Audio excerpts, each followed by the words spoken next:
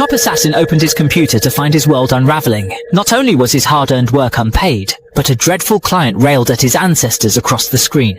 This payment amounted to 3.75 million euros, money he tirelessly earned for his one-year-old son's formula. Furious over his first default, he logged into his bank account to trace the deposit origins. Yet, even the bank manager couldn't unveil the sender's true identity, only noting the company's Munich address.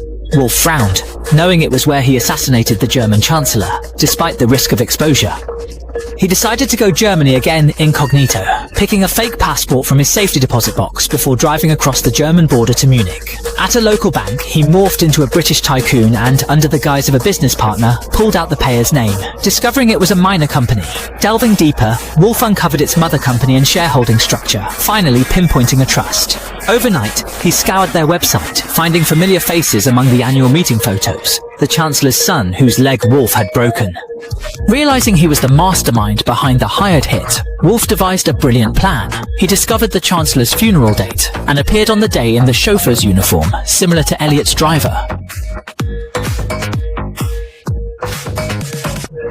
The cowardly driver cooperated quickly, diving into the trunk at Wolf's command. He wanted to negotiate his survival with Wolf, but the next moment, Wolf donned glasses, easily replaced the driver, and soon picked up Elliot. At a corner, she unexpectedly shot the bodyguard in the passenger seat, then sharply swerved, breaking from the convoy. The guard captain noticed and rushed in pursuit, while Elliot panicked, frantically fumbling to escape, finding the doors locked, only able to call the guard captain by phone, yet Wolf ahead made no attempts to thwart her. Focused purely on speed, Wolf recklessly weaved through the street, eventually slashing through scaffolding to lose the tailing pursuers.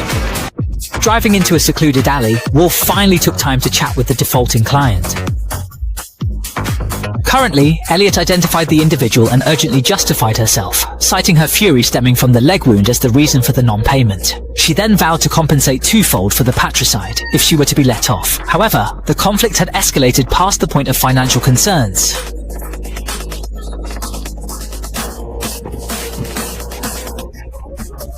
With a deep breath, Wolf exited the vehicle, switched a tire, set off a prepared makeshift explosive, and slipped away quietly through a side street. As the guards appeared on the scene, they encountered a blast of warmth, while the news of Elliot confessing to commissioning a hitman, overheard by the head of